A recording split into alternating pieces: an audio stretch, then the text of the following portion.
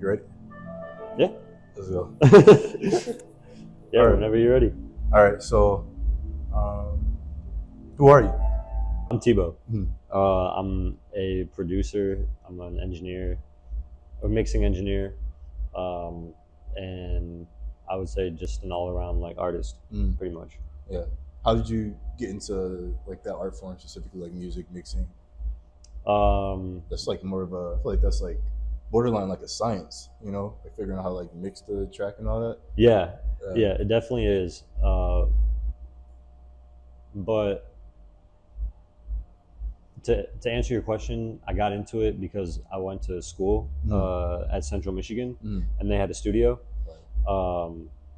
and I just figured out how to get in there. Yeah. And got acquainted with everybody who was engineering and who was producing, and I met a friend of mine named Nick, who was the main studio engineer at the time, and he would just like invite me to sessions and be like, and I would just like sit next to him and just watch while he messed around with EQs and compressors, and like he would talk to me a little bit here and there while he was doing it, but while I was watching him I could hear what was happening. So that helped a lot. And then afterwards I came to Detroit and met these other two really great engineers, Smurf and Quentin, and I learned from them how to really take mixing to the next level, in terms of like making drum slap, producing songs that sounded good like from the beginning, and from there I think just YouTube as well. But yeah, that was how I got into mixing. And then music was always just something that I grew up with, like with my parents, and then I played as well. I started out in classical music playing, but then when I got into college again, was when I decided to go more towards like the producing, R&B, pop, all this type of stuff, that hip hop, that I make now. So your major was something else at Central Michigan, and you ended up just like finding where the music room was and just like dove into it? No. My major at Central was a broadcast and cinematic arts degree. So still kind of like. So yeah, still in there. Yeah. Like the studios that Central had were for TV and radio, but they had this co-curricular program called More Media Records, which was the school record label, and they were like More Media Records. Yeah, they were taking in artists either from campus or around the area of Michigan, and bringing them in to record an EP, like a demo. Oh, fire! Project, and I just started getting involved with them, and because I needed co-curricular credits for my degree, that's how I got involved with the studio. I want to circle back to like the people that you like started working with, but you mentioned like starting off on music early, like just around the house and like classical music. Like what instruments did you play? So my first instrument was piano, and then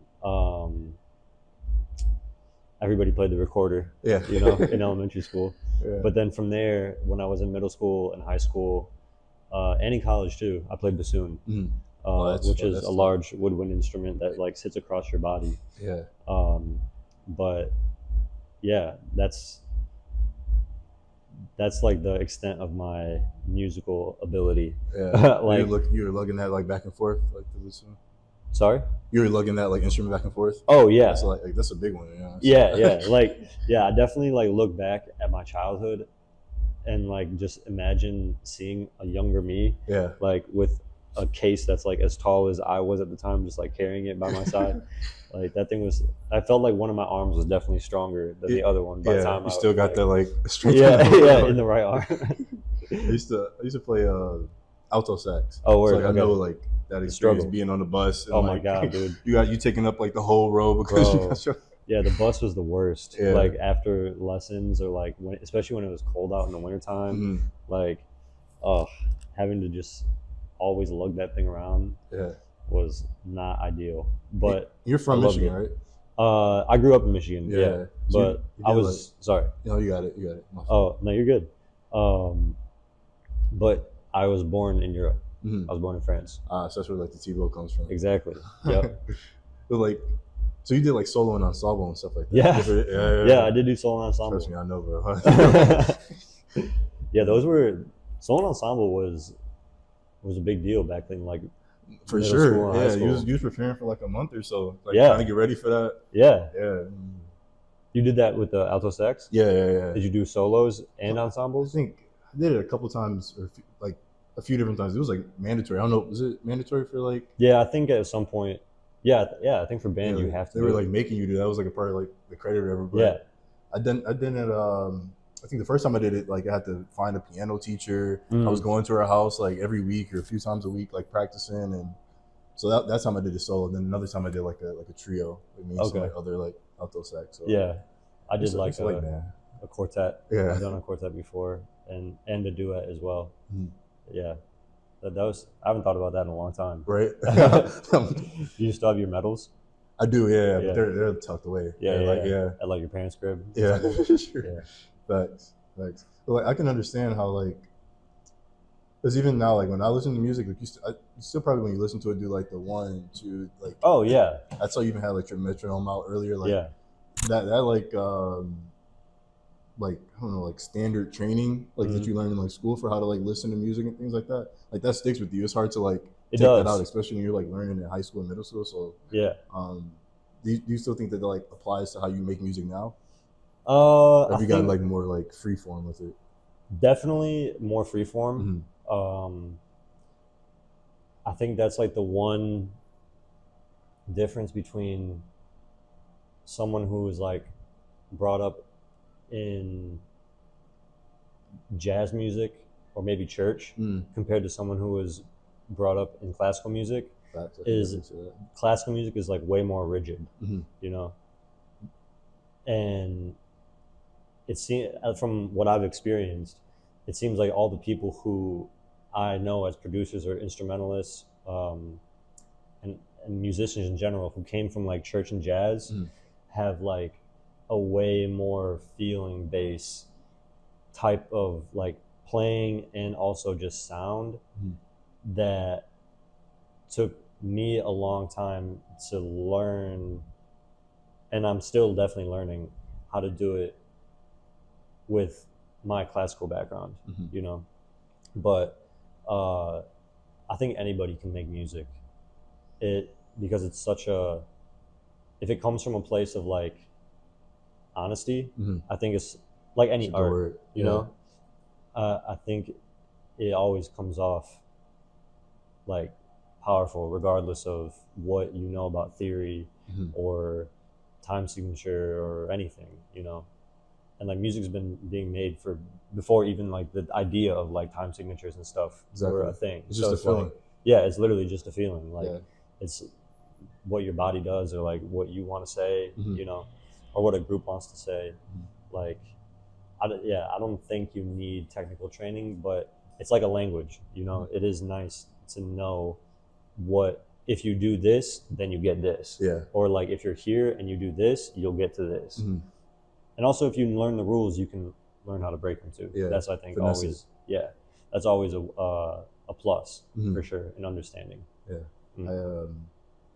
I had like playing in band and so on and stuff like that. I even now, like I'll still know the scales, but I'll see like these like younger kids playing like jazz or something like that. I'm like, bro, that's like, to me, like I guess like the free form aspect of it is like you said, someone playing in church versus you coming from like a classical background. You can identify the way that they like know how to break the rules. Yeah. But, yeah. I can always like, I respect like the jazz players and like the church and just like riffing and things like that.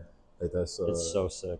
That's a talent in itself, along with like the, you know, because the skills are important, but like being able to like get across the feeling is also like, it's a lot of respect for that. Oh yeah, definitely. Hella respect.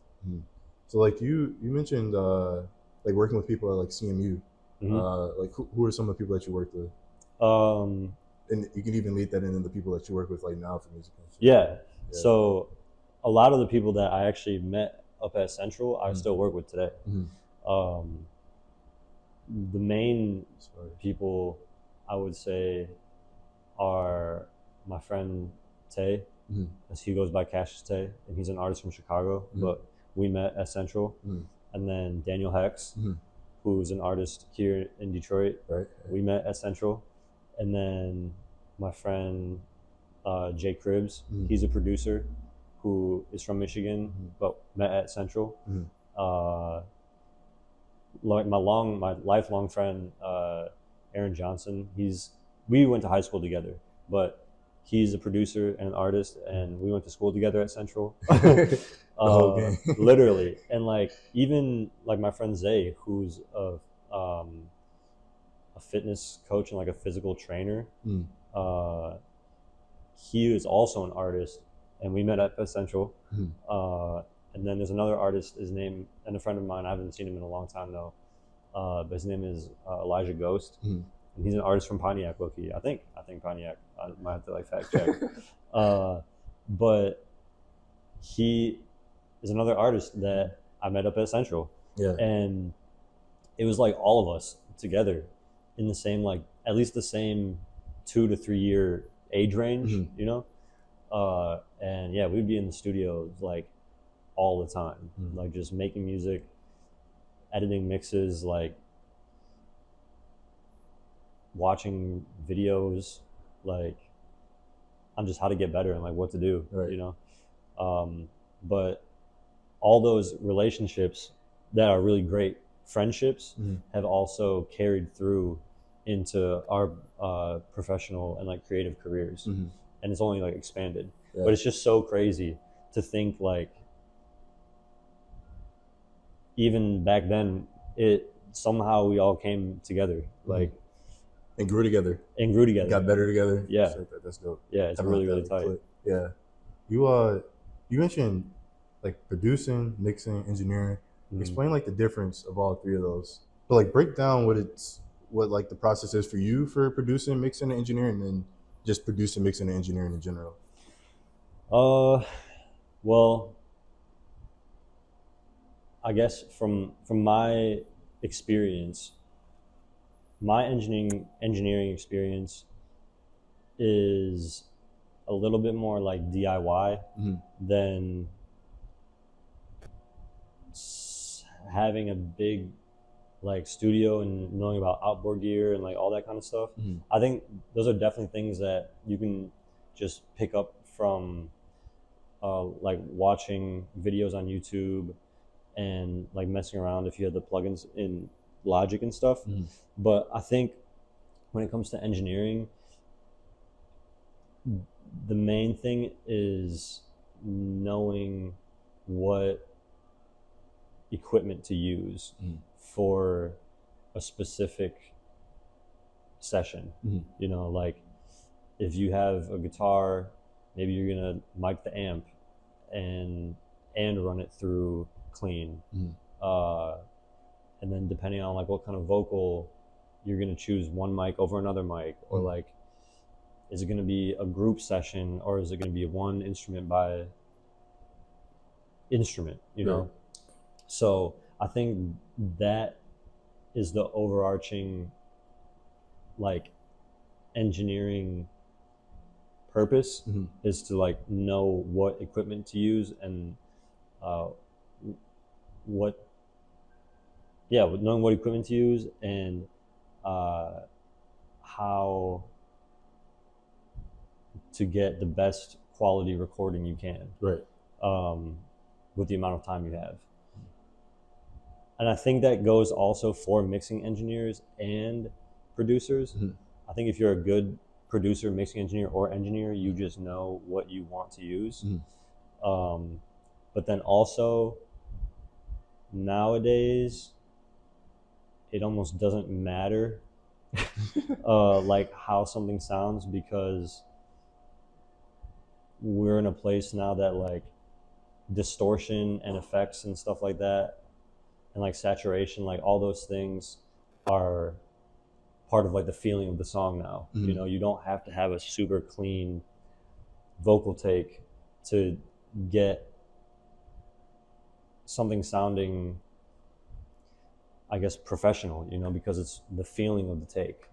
Obviously you want a clean take if possible, but if it doesn't happen and it's the take that you like, it's not, in my opinion, not the end of the world, you know.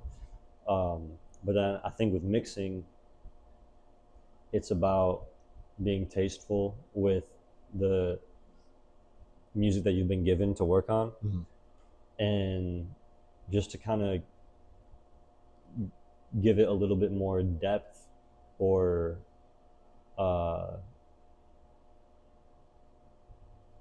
flavor or like texture, you know, than what it was originally in the demo. But I think the thing that matters when it comes to being a mixing engineer is making sure you have good stems. Like the originals coming in. Right.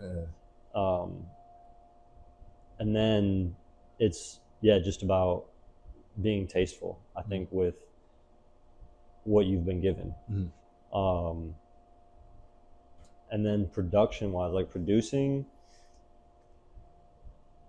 I mean, I make beats, so like I'll make something just because I want to make something, you know, just because I either want or need to make something. And I don't always have like a outlet for that.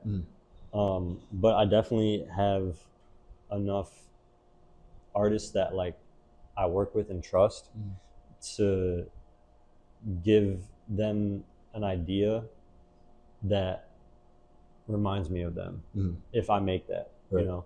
Or I might make something super left and say it goes to any number of the artists that I work with, and it's not what they usually do, but it could be what they're wanting to try out. I'm like, yo, we should try this out. I think being a producer is about having ideas, and finding an outlet for them in any art form, I think. But that's how I view producing, at least. So let's again adding like your own like flavor to it. For sure. That same like riffing ability, you know, going off ability.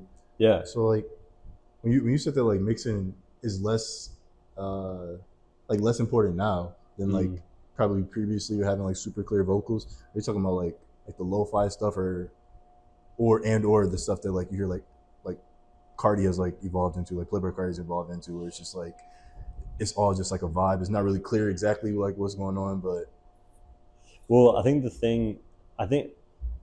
don't get Playboi Carti's like distortion and stuff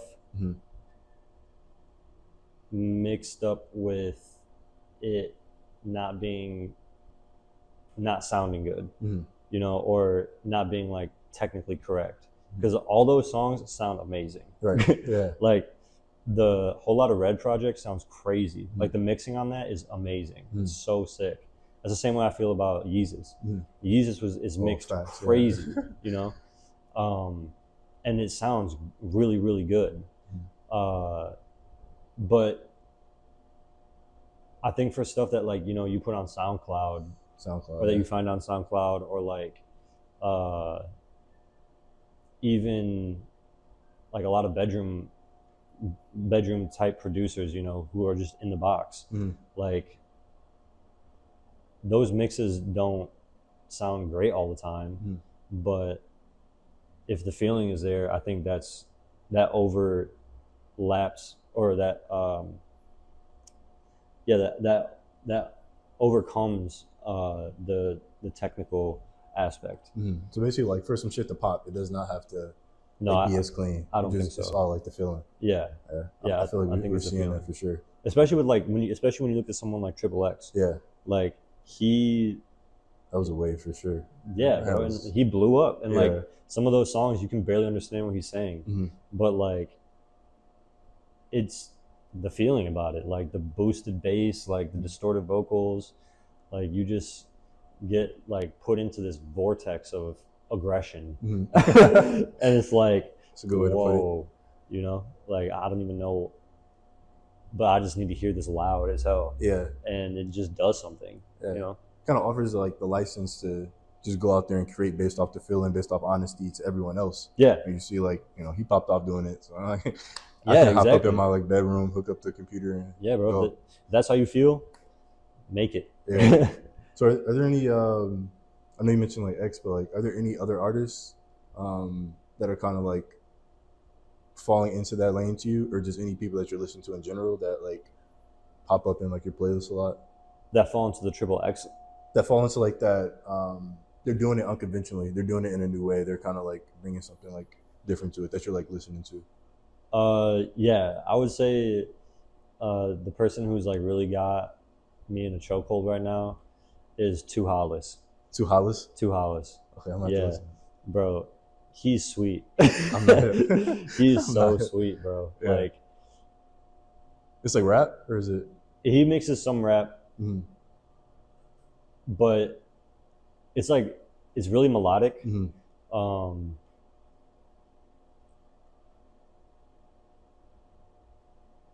And the production definitely gets into rap at some points, like trap for sure. But if you know what like hyperpop is, have you heard of that genre? A thought comes to mind when I hear hyperpop, but like I wouldn't know. I couldn't like throw an artist in there. Okay, bet.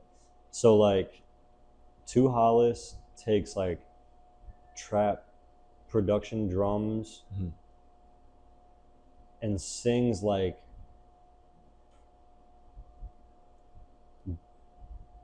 early 2000s boy band-esque melodies, right? In my opinion. Yeah. In my opinion.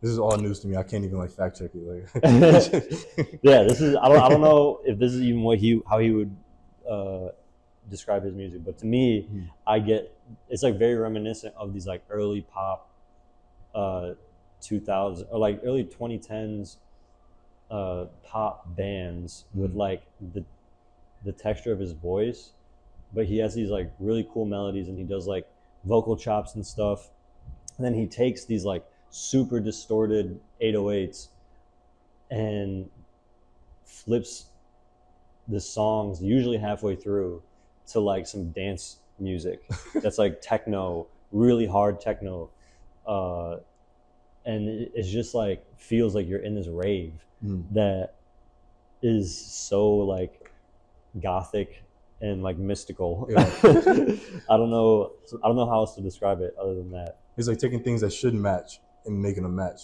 shouldn't blend, and like making them blend, making it work. Yeah. And his visual, like when you see him, he just looks like this skinny blonde-haired vampire that's dressed in all black leather. Like he just looks like a video game avatar, like a character, and it's just such a cool aesthetic that it matches up so, like the sound matches up so well with the visual that he gives. And then I really respect his art because he's a producer.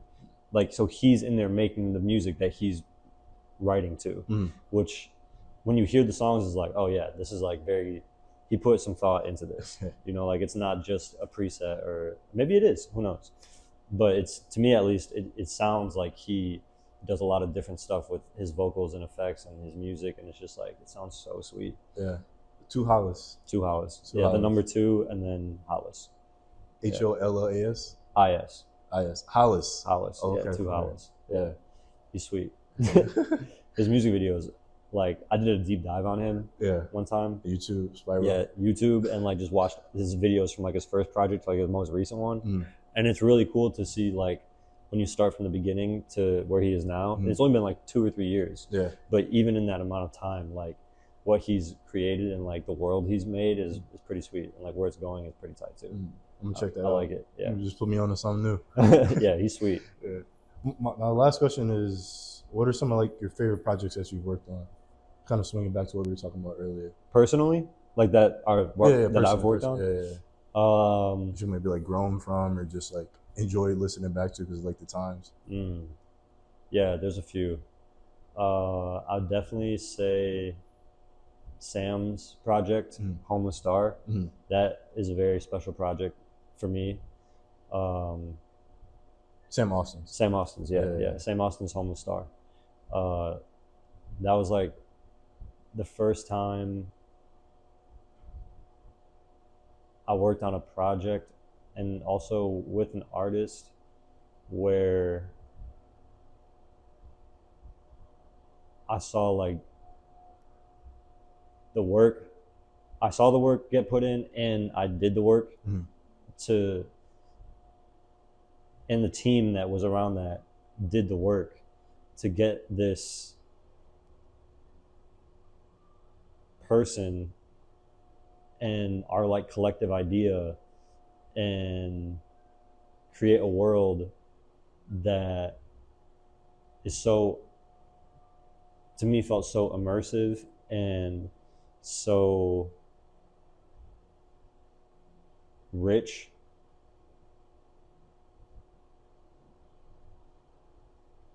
that like every time I hear it, it just always brings me back to that era of growth and like creativity. And then also to see it turn into a record deal was like, oh yeah. It worked. Yeah. Like and that was like, whoa, shit. Yeah, like whoa, this is crazy. So yeah, Sam's project, Homeless Star. The songs I did on there specifically are Mind on Drugs and Summer Heat. And like both of those songs are like some of my, not even some of them, like they're in my favorite songs like I've ever worked on. And then another one would have to be Tiny Jag's project, Wayne, because her and I made this song called Princess Angelou, and like seeing that song happen from when it didn't exist to when it did exist is like unforgettable. Like like being in the room with Jag and our friend Day and like starting out with a nursery rhyme and then ending with a full out like thought out record that like incorporated the nursery rhyme and then also built off of it in such like a artistic way. Like I really am proud of that song and like very thankful that I was able to create it with Jag and Day. And our friend Nigel as well helped out with that later on. And then when I made the first few songs that I did with Tay when we met up at school, that was like a very validating moment for me as a producer. Because early on in your career. I was super early, super early on. Like I had always made beats like with my friend Richard when we were in high school, and like we worked together and everything. But obviously that was when we were in high school. We like went to college, different colleges, so it's like we're in different places now. And Tay is, and at the time was, an artist that like I really respected his craft. I still do, obviously. And I remember like going home over like Thanksgiving and like making this beat where I sampled the Sade record, and he made this song called Flower Child to it. And like I remember listening to that song being like, whoa, this is sweet. Like this is really sweet. And ever since then, like we were just locked in. And then we made Chi-Town Love Story, and then we made Home for the Summer, and like those songs just feel so encapsulating of like my time being up at Central. And just like that like hunger to want to create more and continue pursuing that that dream, you know. And then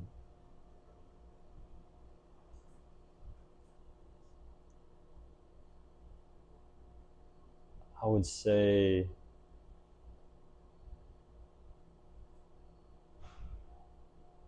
making making the albums that Gabe and I have made together have always been really, really special because we work like really, really well. And Gabe is just a great artist. Gabriel Duran, from Detroit, Southwest. And like, it's just fun.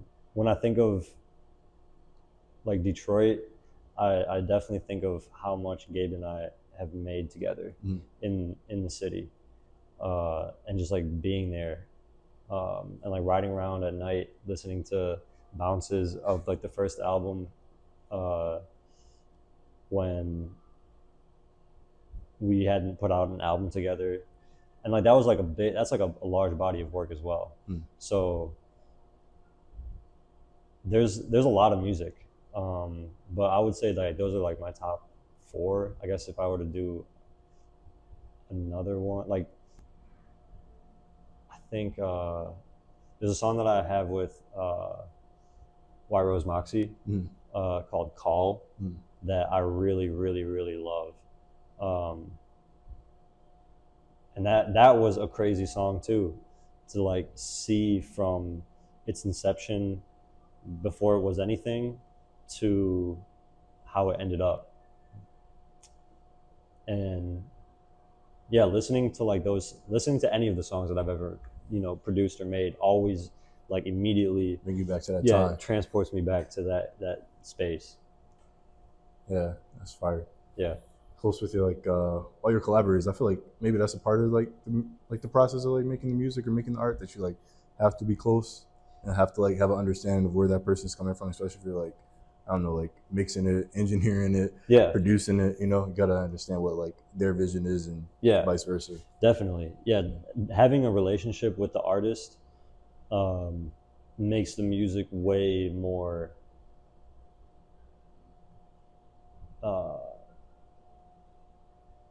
impactful. I think for each person involved and then the people listening. Like I've obviously made stuff where I've just sent music to an artist or like been in the session and pulled something up and then recorded, but the songs that like I really love and care about, like have always come from the time where I've been with my friends and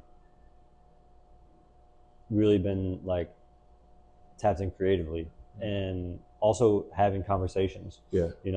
Sometimes you can just like cook up and everybody just taps in right away on a wave, but then other times it's a lot of like conversation and mutual understanding on a topic or like an emotional understanding about a situation that like we might both be going through, that really brings out a really cool song.